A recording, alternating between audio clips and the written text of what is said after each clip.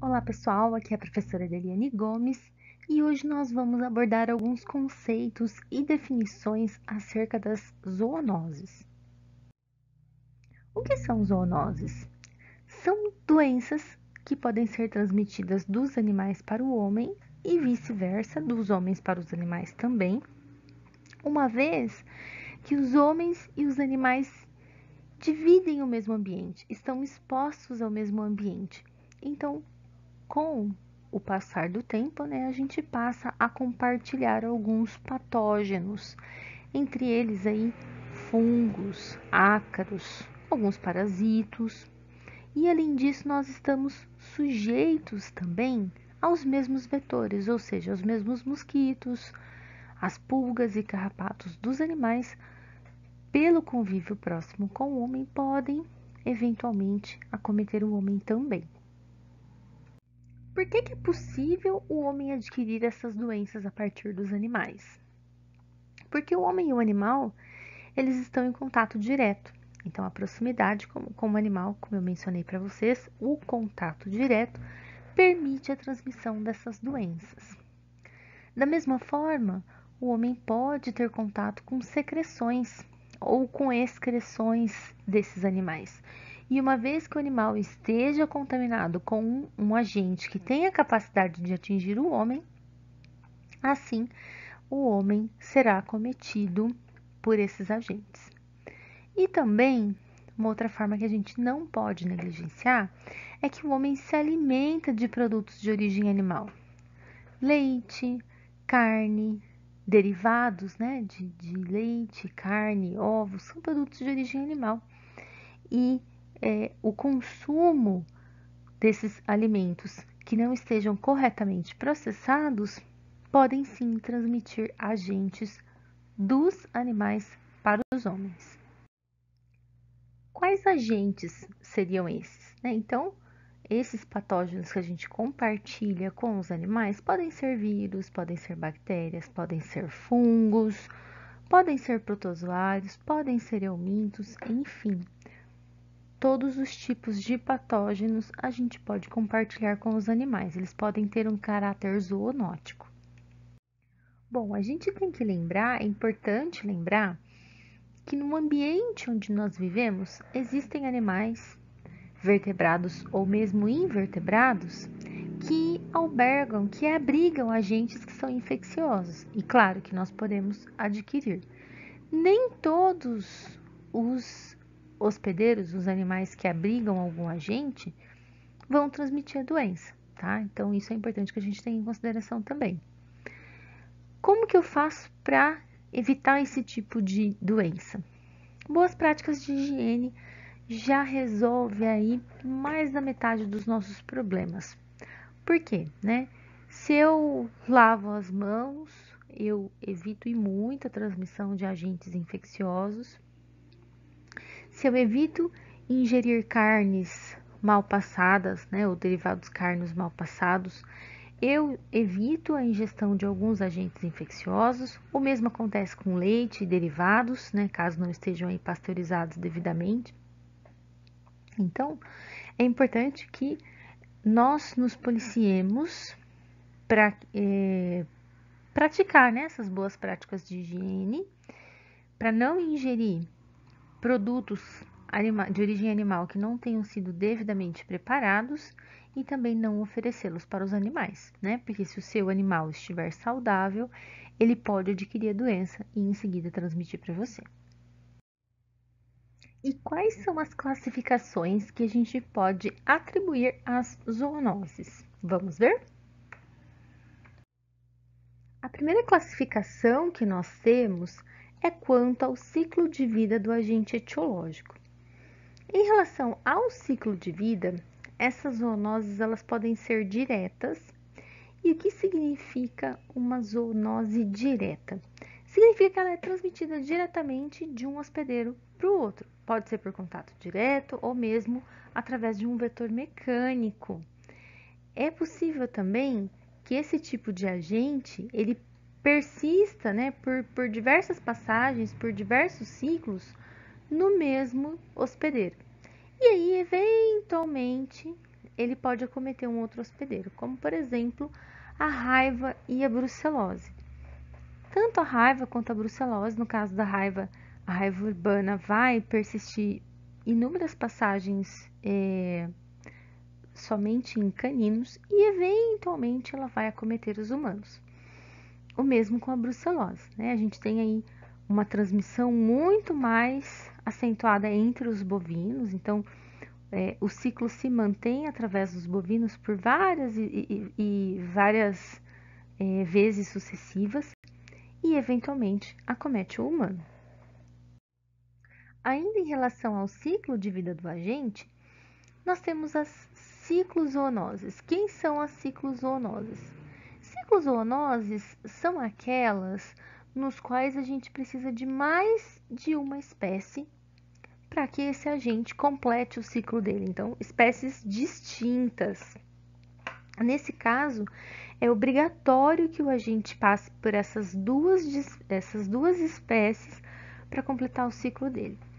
Então, um exemplo, a gente tem a teníase. Então, a teníase obrigatoriamente, se a gente estiver falando de tênia solium, ela precisa passar por um humano, que é seu hospedeiro definitivo, e um suíno, que é seu hospedeiro intermediário. Ela precisa desses dois hospedeiros para conseguir completar o ciclo. Um outro exemplo que a gente tem é a hidatidose, né? Então, o complexo equinococo-hidatidose, ele mantém aí ciclos alternados entre cães e pequenos ruminantes. Ele obrigatoriamente precisa, né, desses dois para completar o ciclo. Eventualmente, o homem pode ser acometido.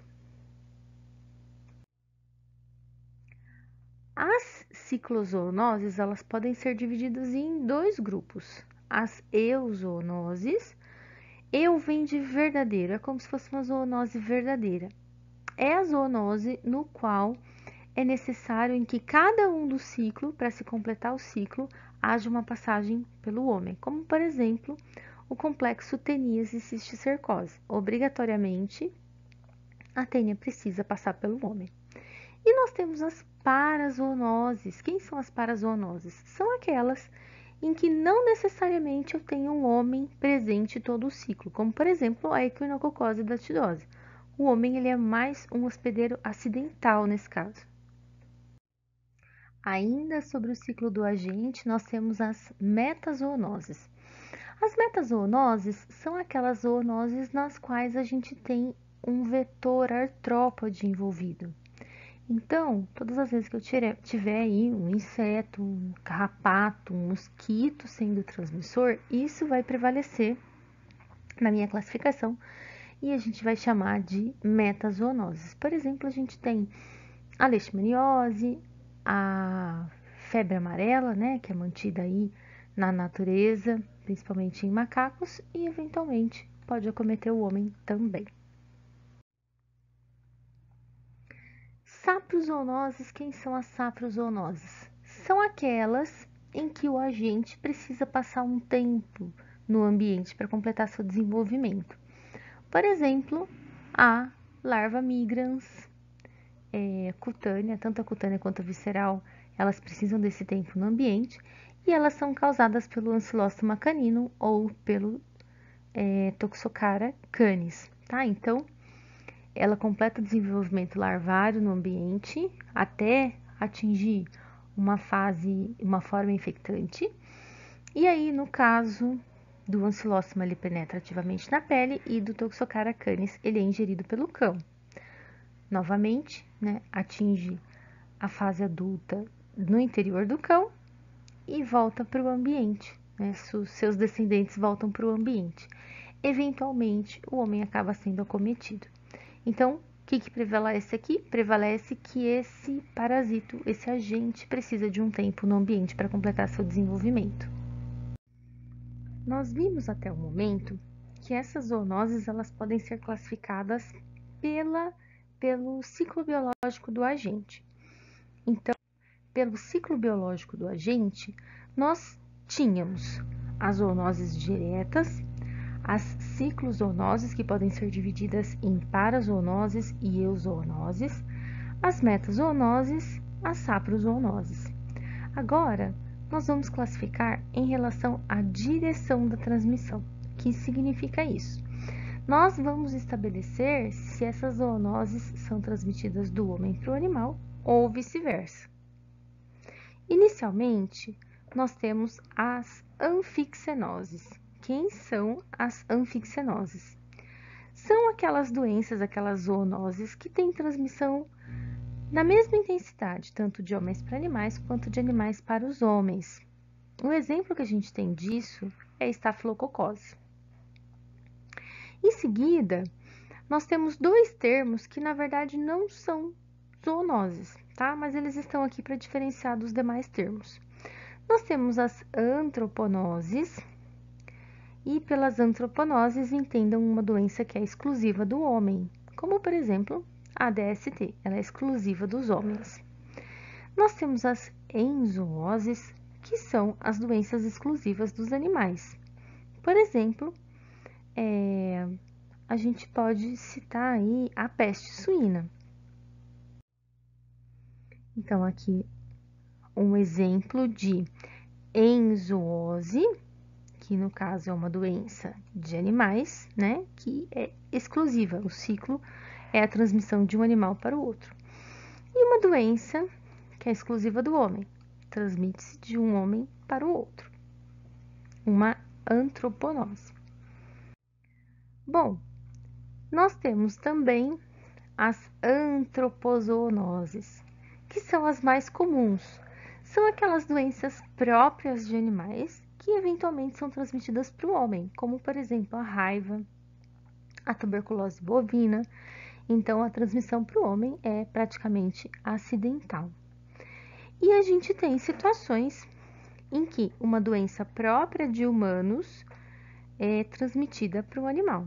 Então, por exemplo, a tuberculose humana por Mycobacterium tuberculosis, quando é transmitida para os suínos. Nesse caso, a gente tem uma zooantroponose. Então, aqui a gente tem um exemplo de uma zooantroponose, que é o Mycobacterium tuberculosis, doença aí predominante de homens, que algumas vezes pode ser transmitida para os suínos. Então, nós vimos a classificação das zoonoses quanto à direção da transmissão, se ela é transmitida do homem para os animais ou se ela é transmitida dos animais para o homem. Agora, a gente vai classificar essas zoonoses quanto ao mecanismo de transmissão. Então, elas podem ter mecanismos direto, indireto e ambos, tanto direto quanto indireto.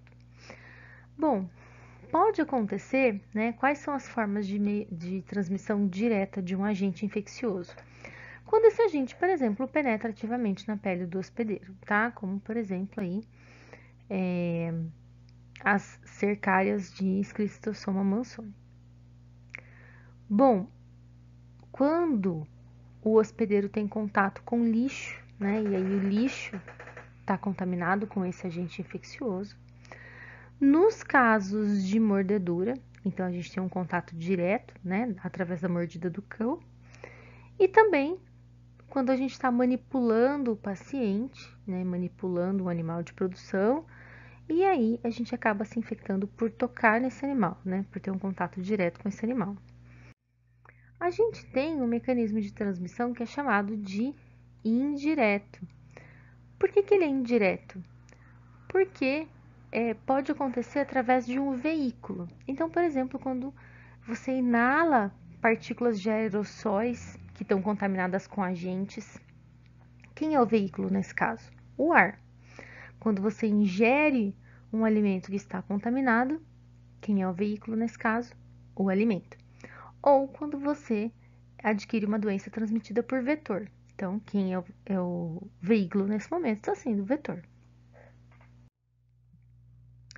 Então, como mecanismo de transmissão indireta, a gente pode ter a inalação, né, de patógenos, a ingestão de agentes infecciosos junto com o alimento, ou mesmo a presença de vetores que estão transmitindo essa doença. E a gente ainda tem casos em que os dois vão ser possíveis, doenças nas quais a gente tem tanto a transmissão direta quanto a transmissão indireta. Então, lembrando que a transmissão direta é o contato direto com o animal infectado e a indireta através de um veículo. E esse veículo podem ser, por exemplo, as excreções desse animal, água contaminada pelas excreções desse animal, alimento contaminado por esse animal e assim por diante. E por fim, quais são as vias de eliminação? Um agente infeccioso, ele pode ser eliminado através da saliva, ele pode ser eliminado através das secreções nasais, das secreções oculares, da pele, dos pelos, de fezes e urina, através do leite, enfim, a gente tem diversas vias de eliminação. E é interessante que quando a gente vai analisar quando a gente for analisar uma zoonose, a gente analise também as vias de eliminação dessa zoonose. Então, aqui a gente tem dois exemplos, né? Uma cadela e quais vias ela poderia estar eliminando algum patógeno? Através da saliva, através aí de secreções nasais ou oculares, através da pele, dos pelos, então pulgas, carrapatos, através do leite, através da urina e através de fezes. E o suíno? Através de tudo isso, mas através de restos placentários, né? E também através da sua carne, porque a gente sabe que tem patógenos que são transmitidos através da carne suína. Agora, só para a gente fixar tudo que nós vimos até agora, nós vamos ler um ciclo biológico. Eu vou ler com vocês. E aí vocês vão tentar classificar esse ciclo biológico de acordo com o ciclo de vida do agente, com o mecanismo de transmissão, com a direção da transmissão e tentar determinar qual a principal via de eliminação. Porque a gente viu na teoria e ver na teoria é fácil, a gente tem que praticar. Então vamos lá. O protozoário, eu vou ler um ciclo para vocês. Não estou falando quem é o agente, mas já fica meio subentendido quem seja. O protozoário infecta diversos animais da natureza e acidentalmente o homem. Um barbeiro, quem que é transmitido pelo barbeiro? Esse mesmo. Um barbeiro infectado transmite em suas fezes a forma tripomastigota, que é a forma infectante flagelada, que entra no hospedeiro pelo local da picada do inseto hematófago.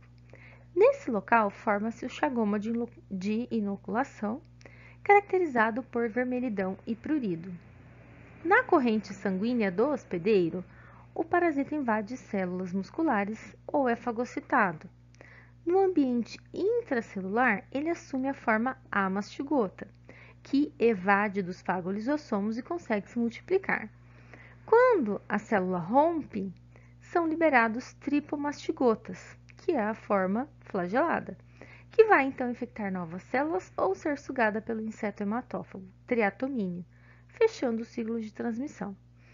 Então, tentem dizer para mim cada uma das classificações que eu pedi anteriormente. Então, qual é o ciclo biológico, qual é a classificação em relação à direção da transmissão, ao mecanismo da transmissão e a principal via de eliminação. Pausem, pensem um pouquinho e a gente já volta. Bom, então as nossas respostas estão aqui. O ciclo de vida, a classificação do ciclo de vida desse agente é uma metazoonose, porque é um agente transmitido por um vetor. O mecanismo de transmissão é indireto, novamente porque eu tenho um vetor, ele precisa de um veículo.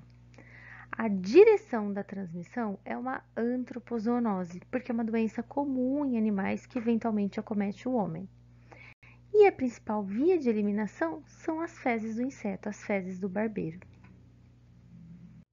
Bom, pessoal, o que eu tinha para dizer para vocês era isso. Qualquer dúvida, fiquem à vontade para entrar em contato comigo e até a próxima.